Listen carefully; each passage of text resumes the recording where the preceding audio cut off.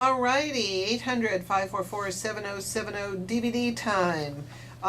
Depending on where you live, Earl may or may not get you over, over Labor Day. There are some movies coming out, there are a bunch of actually movies coming out, which I'll review for you on Thursday. But for today, it's DVD day. We've got basically 3 DVDs coming out. We've got Harry Brown, Marmaduke, and Tyler Perry's Why Did I Get Married 2. Let me start with the one I didn't see, since I can't review it for you. Tyler Perry's Why Did I Get Married 2 didn't screen for critics.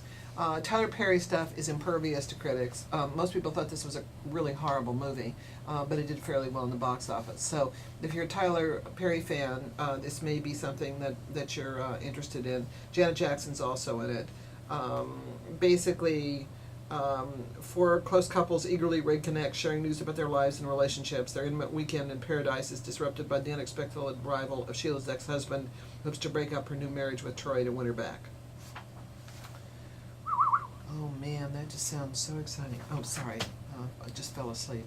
Okay, let me tell you about Marmaduke and Harry Brown.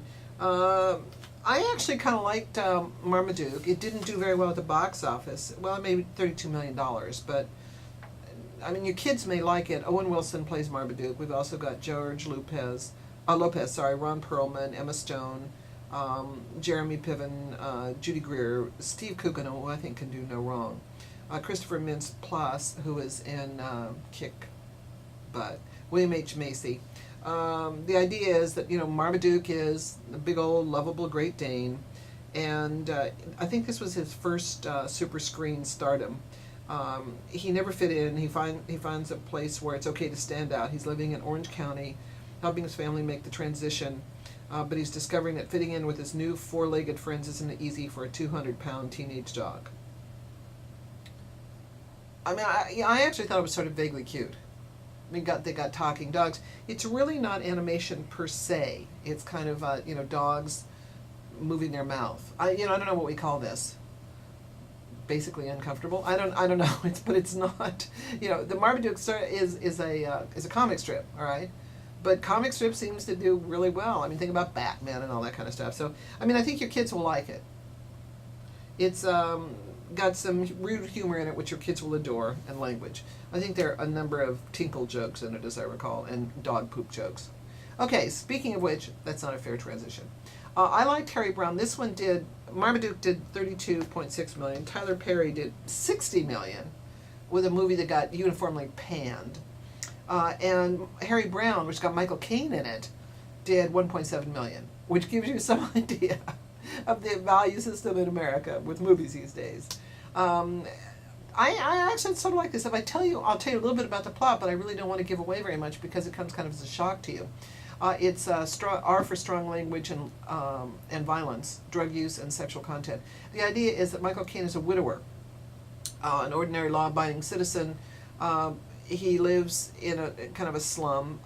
There are drug dealers around, could be in Mexico on a tour. Police offer little protection. An inspector who's played by Emily Mortner, that you don't believe for a minute is the police inspector, can't convict the thugs who killed Harry's best friend. He decides to take the law into his own hand. It turns out he was a Royal Marine. He begins to serve his own brand of justice, and no one will stop him. So there, he's sort of Charles Bronson for the intellectual set. I mean, look, Michael Caine's fabulous. This is a vigilante movie. Depends how you feel about vigilantism. I mean, John say, "Go guys, go." Maybe it's better with a British accent than it is. All right, so Marmaduke for your kids, Harry Brown if you're a Michael Caine fan, Tyler Perry if you love Tyler Perry. I mean, it certainly was the one that made the most money at the box office. Depends what you want to spend your time doing, she said, vaguely patronizingly. No, I wasn't patronizing. Get out and do a barbecue. Just make sure that you're wearing sunblock. All right, more information at drjoyreviews.com. Okay, now are we going to